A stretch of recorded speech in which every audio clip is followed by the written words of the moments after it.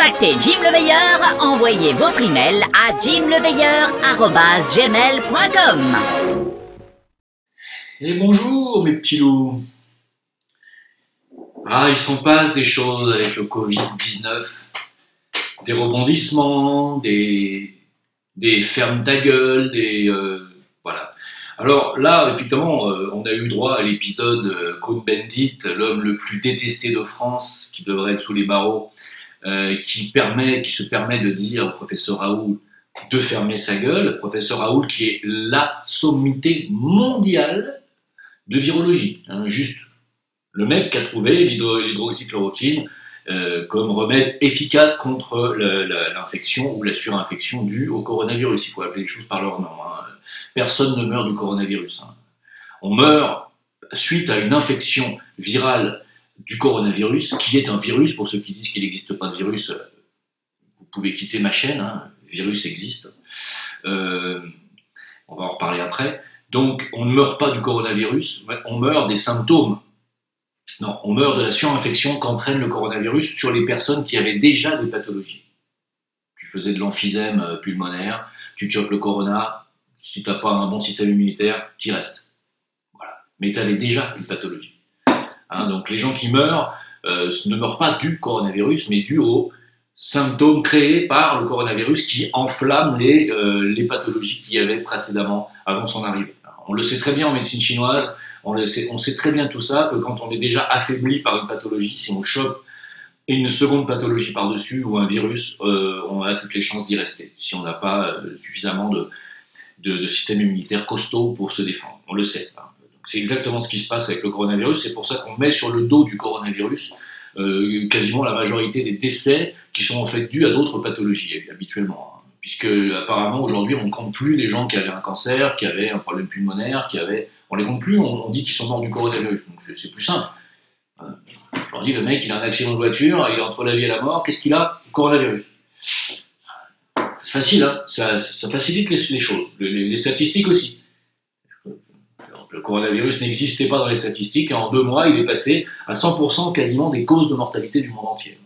On prend vraiment pour des cons.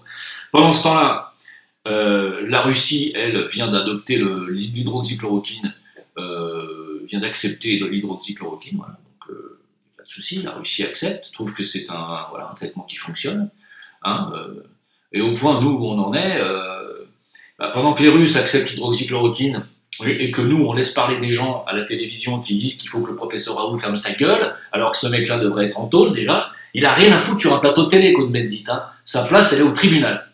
Bon. C'est lui qui doit fermer sa putain de gueule, d'accord? Le professeur Raoult, qu'on le veuille ou non, c'est le héros mondial de cette épidémie. Voilà. Il n'y a rien à dire de plus là-dessus, c'est le héros mondial de cette épidémie. Grâce à lui, Estrosi a été sauvé. Bon, ça c'est à vous de voir s'il faut l'applaudir ou pas, mais c'est une vérité. Hein? Alors pendant ce temps-là, pendant ce temps-là, les médecins urgentistes en France continuent à s'habiller avec des sacs poubelles. Ça c'est la France. C'est le traitement de la France. La France qui a dit qu'ils allaient aider les Africains pour cette terrible épidémie du coronavirus. On va aider les Africains. Alors moi je vous publie, hein, puisqu'ils veulent aider les Africains, vous savez qu'on est allé au Burkina Faso il n'y a pas longtemps avec l'équipe Zincoin, hein, pour y signer des partenariats. Et vous allez pouvoir découvrir la vidéo sur ma chaîne de la visite de l'équipe Zincoin au Burkina Faso. Pour l'instant elle est encore en étude par l'équipe YouTube. Voilà, je vous communique service d'information du gouvernement de Ouagadougou, du 16 avril 2020, donc ça date d'hier. Voilà, donc la situation de la maladie coronavirus au Burkina Faso. Pour le moment, 84 échantillons analysés, 36 cas suspects, 3 nouveaux cas à Ouagadougou. Voilà. Et donc, ils ont un nouveau cas à Bobo Dioulasso. Voilà, en tout, 31 guérisons portant à 257 le total de guérisons, 0 décès, et un total des décès de 32 sur 546 cas. Alors, je pense que le Burkina Faso va se passer allègrement des aides françaises. D'accord? Parce que le Burkina utilise des masques, des gants, du gel hydroalcoolique et de l'hydroxychloroquine, puisqu'ils sont habitués à utiliser des antipaludéens, puisqu'ils ils ont le paludisme dans ce pays-là, comme beaucoup de pays d'Afrique, et ils savent se soigner contre le paludisme. Donc pas de problème au Burkina, pas de problème en Afrique, et si Macron pouvait s'occuper de son cul et de la santé des Français avant toute chose, je pense que l'Afrique s'en porterait mieux. Voilà. D'ailleurs, puisqu'on parle d'Afrique et qu'on ne va pas tarder à parler de Bill Gates, on va y revenir, voilà ce qui était dit dans le journal Le Monde. Je cite maintenant les sources, puisqu'on va me dire que j'invente et que je ne donne pas les sources. Le journal Le Monde, article du 19 décembre 2019, donc ça date de à peu près 4 mois. Voilà, alors, il faut absolument que je vous lise ça, parce que c'est la marque de la bête. En tout cas, ça en fait partie. Voilà, donc, écoutez bien ce que je vais vous dire, écoutez bien ce qu'il y a écrit dans cet article. Le Kenya et le Malawi, zone test pour un carnet de vaccination injecté sous la peau. Des ingénieurs américains ont mis au point un marquage et une vaccination sous-cutanée encapsulée dans des nanoparticules. Ça, c'est le pied de nez à tous ceux qui disent qu'il ne peut pas y avoir de traceurs numériques dans des vaccins. Que c'est de la connerie d'imaginer qu'il y ait des puces dans les vaccins. Voilà, fermez vos gueules définitivement. Voilà. Fermez-la. Grandissez, devenez adultes. Alors, des ingénieurs du Massachusetts, etc. Mais bon, c'est la fondation Bill Gates qui finance le projet. Voilà, vous avez compris que c'est la fondation Bill Gates qui est derrière toutes les saloperies qui peuvent se faire dans le monde entier en a pigé, puisque Bill Gates avait même déjà commencé par voler les brevets, oui, de Steve Jobs, pour en faire de la merde avec IBM qui s'appelle un PC et Windows, tandis que le système d'exploitation de Steve Jobs était bien plus stable et bien plus performant, et c'est toujours le cas d'ailleurs, les Macs sont bien plus stables que les PC.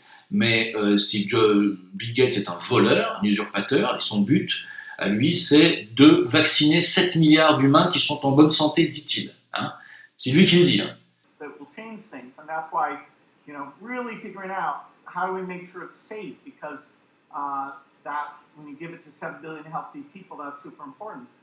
Voilà, lui, son but, c'est de vacciner 7 milliards d'humains, qu'on soit tous nano-tracés, comme les Africains de Malawi et du Kenya, aujourd'hui qui servent de cobayes, on soit tous nano-tracés, et ça ne sera pas avant 18 mois, voilà. Et puis en substance, il espère aussi que, à l'avenir, tout le monde travaillera chez soi, le télétravail donc, pour éviter d'avoir à polluer trop la planète. Voilà, ça c'est Bill Gates. Voilà, donc en fait, je vous explique sur ces nanotraceurs.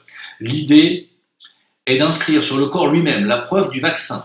Voilà, vous avez compris, dans des pays où les cartes de vaccination en papier sont souvent erronées ou incomplètes. Donc d'abord, ils disent que c'est à cause de ça qu'ils mettent les nanotraceurs. Donc, pour les Africains, parce qu'ils ne savent pas remplir un carnet de vaccination. C'est ce qu'ils viennent d'écrire. Par contre, voilà ce qui va apparaître. Une croix luminescente. Donc voilà comment ça se présente. La recette finale est composée de nanocristaux à base de cuivre, appelés des boîtes quantiques, quantum dots en anglais, de 3,7 nanomètres de diamètre et encapsulés dans des microparticules de 16 micromètres. Voilà. Le tout est injecté par un patch de micro-aiguille de 1,5 mm de longueur. Après avoir été appliqué sur la peau pendant 2 minutes, les micro-aiguilles se dissolvent et laissent sous la peau les petits points répartis par exemple en forme de cercle ou bien d'une croix, ce que vous pouvez appeler la marque de la bête si vous voulez. Ces petits points sont excités par une partie du spectre lumineux invisible pour nous et proche de l'infrarouge. Un smartphone modifié, pointé sur la peau, permet de faire apparaître fluorescent sur l'écran le cercle ou la croix. Vous aurez donc compris que ce que je vous dis depuis 2 mois, à savoir qu'ils vont nous sortir un vaccin qui sera nano-traçable, qui suffira de placer soit un smartphone, soit un scanner simple, un système de détection des nanoparticules que tu as sous la peau, pour savoir si tu es vacciné ou pas. Pour le moment, ce vaccin n'est réservé qu'aux Africains, il sera certainement répandu à toute l'Afrique, toute l'Asie et probablement aussi toute l'Amérique latine, qui voudront venir en Occident. Ça sera le début, et ensuite ne pourront avoir de visa Schengen que ceux qui ont cette marque de la bête sous la peau. Ensuite, cette marque de la bête s'étendra à tous les Européens, tous les Américains. Voilà. Qu'on ne me dise pas qu'on est complotiste, conspirationniste et qu'on est dans un autre monde. Voilà le monde dans lequel on vit maintenant. Réveillez-vous et arrêtez de nous traiter comme des débiles mentaux. Vous avez de la chance d'avoir des alerteurs, et je ne parle pas de moi, qui vous disent ce qui se passe sur cette planète. Parce que sinon, vous continuez à écouter Hanouna. Je ne parle pas pour ceux qui me suivent, je parle de ceux qui justement ne nous suivent pas et continuent de nous prendre pour des cons. Mettez-leur ça sous les yeux, s'il vous plaît. Hein? Alors, pendant ce temps-là, le professeur Montagnier, le professeur Montagnier, le découvreur du virus du sida, hein, qui est un virus, pour ceux qui encore nous disent que le virus n'existe pas. C'est un virus. Ok? Eh bien, qu'est-ce qu'il nous apprend, le professeur Montagnier? Qu'est-ce qu'il vient? Il vient à la télé et il dit oui, ça a été fait en laboratoire, le coronavirus. Tout à fait, oui. C'est le virus du SRAS qu'on a mélangé avec des gènes du sida. Ça va, le mec, il arrive comme ça. Alors, vous vous doutez bien que Cohn-Bendit va revenir à la télé pour dire « Mais qui ferme sa gueule !» Parce qu'il va peut-être aussi nous dire que le professeur Montagnier n'y connaît rien au virus, tout comme il a dit au professeur Raoult qu'il en avait marre de ces mecs-là. Hein, juste la plus grande sommité mondiale en virologie. Voilà. Mais si on pouvait éviter de faire parler à la télévision des blaireaux qui mériteraient la tôle, on pourrait peut-être avoir accès à la vraie information. En tout cas, le professeur Montagnier qui vous dit que ça a été fait en laboratoire à Wuhan, que ça a été fait par les Américains, hein, et que c'est un mélange de SRAS et de sida, et que ça a été balancé volontairement sans raison logique. Ça, c'est le professeur Montagnier qui ne veut pas se mouiller plus que ça, mais c'est déjà énorme, sa révélation. Deuxièmement, si vous lisez le Huffington Post de hier, qu'est-ce qu'on apprend? Que le Covid-19 échappait d'un labo de Wuhan. Mais ça, c'est les complotistes qui disent ça, les conspirationnistes. Oui, les États-Unis enquêtent. Tu m'étonnes, c'est eux qui l'ont fait. Le chef de la diplomatie américaine, Mike Pompeo, a expliqué que Washington prenait cette hypothèse au sérieux. Oui. Je vous file un coup de main, les gars. Allez voir du côté de Soros, laboratoire Gilead, BlackRock, Drahi, BFM, éventuellement, voilà, puis tous les politiciens qui travaillent avec eux. Je vous dis ça comme ça. Hein, voilà, donc les États-Unis ne semblent pas exclure que le nouveau coronavirus à l'origine de la pandémie, qui a déjà tué plus de 137 000 personnes dans le monde, provient d'un laboratoire chinois à Wuhan et évoque désormais une enquête pour faire la lumière sur son origine. Bon, alors Jim, tu serais plus le seul à être complotiste alors? C'est toi qui l'as dit il y a 3 mois? Allez revisionner ma vidéo sur cette chaîne avec Stéphane Blais, où on était tous les deux comme des cons sur notre balcon là. On a dit c'est un truc qui a été fait, qui a été balancé depuis un laboratoire, on le dit clairement. On nous traite de 2 abrutis complotistes, n'est-ce pas, sur cette vidéo? Aujourd'hui, carrément sur Washington, alors qu'il nous rejoint. Alors, primo, ça veut dire qu'on a 2 mois d'avance sur Washington, et deuxio, ça veut dire que, c'est tout à fait ça. Hein. Vous avez compris que c'est bien le laboratoire de Soros, puisqu'on nous dit que le laboratoire français qui a été inauguré par Lévy, le mari d'Yves Buzyn, et par Cazeneuve, est un laboratoire P3. C'est-à-dire qu'il ne manipule pas les virus dangereux. Ça reste à prouver, mais c'est ce qu'on m'a dit. Ça reste à prouver. Par contre, le laboratoire qui est à côté du français, le laboratoire de George Soros, est à Wuhan, et c'est celui qui est financé par BlackRock, par Drahi BFM, et Gilead, qui est donc le laboratoire en question, qui paye aussi Karine Lacombe, etc., Buzyn, George Soros. Maintenant, là, je vais vous dire, pour moi, il n'y a pas à démontrer que cette histoire est montée de toutes pièces. Il n'y a plus à le démontrer, c'est une évidence. La question n'est pas de savoir qui l'a fait ni pourquoi. Pour moi, c'est une évidence aussi. Alors, qui l'a fait? Je viens de citer le nom, Soros, avec son idéal de contrôle de l'humanité, hein, et leur idéal de tuer, si possible, 7 milliards de personnes, ça aussi, hein, c'est en fond de teinte, mais le but du jeu de Soros est de tenir le monde sous contrôle. Contrôle veut dire vaccination avec nanotraceurs. Contrôle veut dire des drones de surveillance. Contrôle veut dire tracking numérique par vos portables, par Facebook, par tous les moyens possibles. Contrôle veut dire contrôle de vos finances.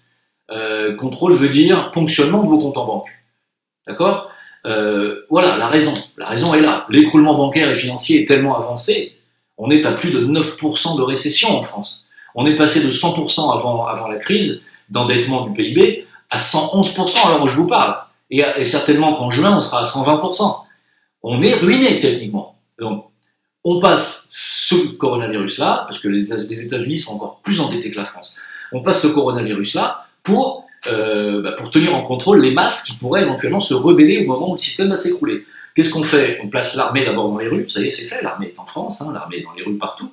Et voilà, ça c'est la raison. Maintenant, Jusqu'où ça va aller? Je ne sais pas. Je ne sais pas. Tout ce que je peux vous dire, c'est qu'ils attendent, encore une fois, ce virus comme le messie. Or, des scientifiques découvrent une mutation alarmante du coronavirus qui pourrait rendre tout vaccin inutile. Voilà, donc cet article, hein, comme la grippe, en fait, on n'aura plus le choix, parce que comme c'est un virus maintenant qui est balancé, qui va faire partie du patrimoine génétique de quasiment toute l'humanité, ça veut dire que comme la grippe hivernale, la crise du coronavirus pourrait revenir chaque année, à partir de fin décembre, début janvier, comme la grippe, tout à fait possible. Et donc, ce qui veut dire en clair que, soit vous êtes en bonne santé, vous n'êtes pas vacciné, vous êtes en bonne santé, vous avez un bon système immunitaire, et vous allez vous en sortir, soit vous croyez être en bonne santé, mais vous avez une pathologie dormante ou déjà déclarée du type asthme, en problème pulmonaire ou cardiaque, et vous allez y rester, soit vous serez vacciné, et vous devrez être vacciné chaque année, comme le vaccin contre la grippe. C'est tout. Et comme il y a des risques de mutation du virus, il faudra qu'ils fassent des vaccins avec plusieurs souches dedans. Voilà. Et chaque année, vous y aurez droit, parce que sinon, vous ne pourrez plus rien faire. Avec les nanotraceurs, vous ne pourrez plus, si vous n'êtes pas vacciné, sortir du territoire français, prendre des vacances à l'extérieur, prendre l'avion, même travailler dans l'administration, dans l'armée, vous ne pourrez plus. Vous ne pourrez plus. Voilà. On en reparlera. On verra qui est fou dans cette histoire. Est-ce qu'il y a 2 mois, vous me croyez, quand je vous ai dit que l'armée allait arriver, que ce virus était échappé dans le laboratoire volontairement? Est-ce que vous me croyez il y a 2 mois? Personne ne nous croyait, enfin, une petite minorité. Hein? Aujourd'hui, qui est fou dans cette histoire? Qui est fou? Qui a raison? On en reparlera. On en reparlera. D'accord? La récession, vous dites, ouais, mais c'est pas grave, les récessions, on va travailler, on va rattraper. Aux États-Unis, les 22 millions d'emplois qui ont été créés en 10 ans viennent d'être démolis en 4 semaines. 22 millions de chômeurs en plus en 4 semaines, alors que c'était 22 millions d'emplois créés en 10 ans. Pour vous dire l'ampleur de l'écroulement qui arrive. Alors le Danemark, lui, lève le confinement. Ils se sont rendus compte, en testant sur 1500 donneurs de sang, ça a révélé que la mortalité du Covid-19 n'est que de 0,16%, c'est-à-dire 0,16, c'est-à-dire 20 fois inférieure à la valeur initialement prévue par l'OMS. Voilà. Et donc proche, en fait, en réalité, de la létalité de la grippe. Voilà le réel danger et le réel taux de mortalité du coronavirus. Tout ça, c'est un grand enfumage global qui... et encore une fois, il y en a qui disent, mais il faut savoir ce que tu dis, Jim. Un coup, tu dis que le virus est dangereux, et un coup, tu dis que c'est pas plus dangereux qu'une grippe. Je viens de vous expliquer. Est-ce que vous écoutez? Les gens qui n'ont pas de pathologie, qui sont en pleine forme, le coronavirus leur fera l'effet d'une grippe. Ni plus, ni moins. Les gens qui ont déjà des pathologies, voire plusieurs, qui arrivent à un certain âge, qui sont affaiblis par les pathologies, qui ont, comme je viens de le dire, de l'asthme depuis leur enfance, qui ont eu des problèmes pulmonaires par-dessus, qui ont des problèmes cardiaques, qui ont aussi peut-être très probablement des problèmes rénaux, des infections rénales, des infections, il y a des staphylos, des streptos qui se baladent tout le temps en permanence, des germes intestinaux qui affaiblissent le système immunitaire. Quand vous arrivez à 50 balais, vous avez déjà une couche comme ça de germes. Quand je dis comme ça, c'est long comme un immeuble. Et vous chopez un coronavirus là-dessus, alors qu'il y a 3 jours, vous avez fait une gastro en mangeant un tourteau au restaurant, vous chopez un coronavirus là-dessus, vous y restez. Passez 50 ans, 45 ans, vous y restez. Voilà. Parce qu'un virus met le feu aux autres pathologies. C'est une image, ça met pas le feu, c'est une image. Là, ça enflamme littéralement le système immunitaire. Vous n'avez pas la résistance qu'il faut pour. À 50 balais, vous n'êtes pas aussi résistant qu'à 20 ou à 30, vous y restez. Et si vous avez 70, 75, 80 ans, vous avez encore plus de chances d'y rester. C'est pas systématique, mais ça augmente vos chances de crever.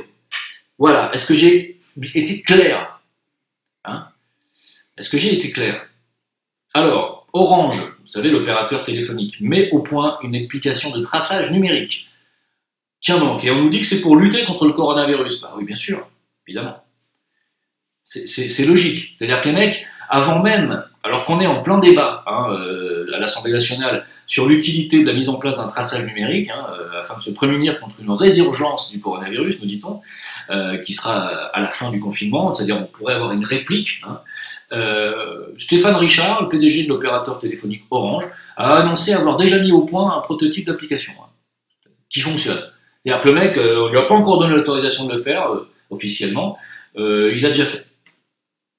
Vous doutez bien que s'il l'a déjà fait, c'est parce qu'il a des informations et qu'on lui a dit vas-y fais-le. De toute façon, on va la passer la loi, avec ou sans l'approbation à l'Assemblée nationale.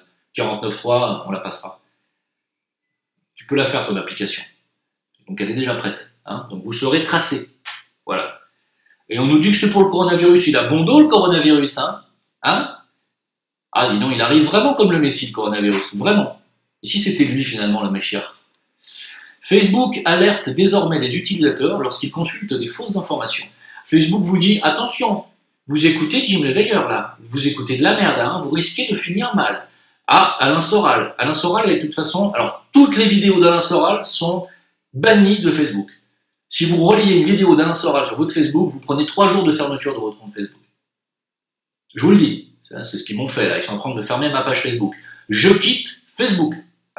Rejoignez-moi sur VK, la lettre V, la lettre K, le Facebook russe. Je quitte Facebook, qui est en fait une officine de surveillance de la NSA. Tirez-vous de Facebook. Je vous le dis. Voilà. Et ne postez rien sur Facebook.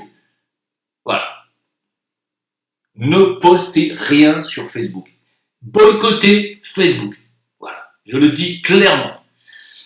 Voilà, donc ils vont vous dire, c'est pas bien, vous avez été consulter cette page, attention, ça peut être dangereux pour votre santé mentale. Allez vous faire foutre Facebook. Le Conseil d'État français dit non au dépistage massif et au port du masque obligatoire dans les EHPAD. Mais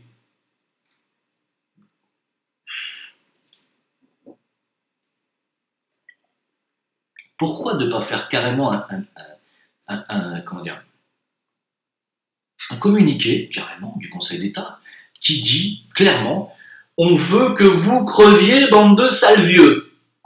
Mais dites-le, carrément, c'est plus rapide, c'est plus simple. C'est plus simple. Plutôt que de dire « Non, pas de dépistage pour les personnes âgées ». Port du masque obligatoire? Non, pas pour les personnes âgées. Rivotril, oui, pour les personnes âgées, Rivotril, Oui, celles qui commencent à tousser. Rivotril. C'est mieux. Bon, on va pas les dépister, on va pas commencer à leur donner des masques. On a déjà dit aux pharmaciens qu'ils n'ont pas le droit de les vendre. On a l'air con. Oui, parce que vous ne saviez peut-être pas, mais je l'ai fait un communiqué cette nuit. Il y a des pharmaciens qui prennent de la prison. Avec sursis, mais de la prison quand même. Parce qu'ils vendent des masques aux gens. Parce que les pharmaciens, comme nous l'a dit chez Jean-Marc Morandini, ce fameux pharmacien qui a poussé un coup de gueule, les pharmaciens, ils peuvent en avoir des masques. Ils ont des fournisseurs. Ça marche. S'ils passent une commande d'1 million de masques, ils ont des masques. C'est juste le gouvernement français qui les interdit de les vendre. Il leur interdit de les vendre, plus précisément. Voilà. Donc si vous n'avez pas de masque aujourd'hui, ni dans les EHPAD, ni dans les hôpitaux, ni chez les policiers, ni dans l'armée, ni sur les porte-avions, ni chez vous, ni nulle part, c'est parce que le gouvernement français interdit aux pharmaciens de vous les vendre alors qu'il y en a. Alors dites-nous carrément, vous vouliez qu'on crève tous, ça ira plus vite. De toute façon, ce qui va se passer, c'est que dès qu'il y aura le déconfinement et dès qu'il y aura ouverture des frontières, tout le monde va se tirer de ce pays. Voilà ce qui va se passer. C'est tout. Et c'est tout à fait logique. D'ailleurs, les services de renseignement appréhendent la fin du confinement. Tu m'étonnes. Les mecs, ils sont comme ça. Ils sont là, vous savez, Monsieur Macron, vous savez que ça risque quand même de chauffer le 11 mai. Oui, je sais que c'est la fête de Lag Baomer, mais oui, je sais, Monsieur le Président, que c'est interdit de faire des réjouissances. C'est une fête juive. Mais je crois que les Français vont quand même se réjouir. Et je pense que le lendemain, ils vont peut-être organiser une révolution. Peut-être qu'on pourrait finir pendu, ou peut-être éventuellement en palais en haut d'un piquet. Monsieur le Président, nous on vous le dit, on est juste le service de renseignement, ça craint. Ça pourrait craindre. Alors Emmanuel, il a fait, c'est vrai, qu'est-ce que t'en penses toi, Christophe Christophe, c'est quand même le ministre de l'Intérieur, quand même. Sécurité, ça le connaît, quand même. Les gilets jaunes, il les a quand même. Hein, avec l'allemand. Allemand. Alors, Christophe, il a fait...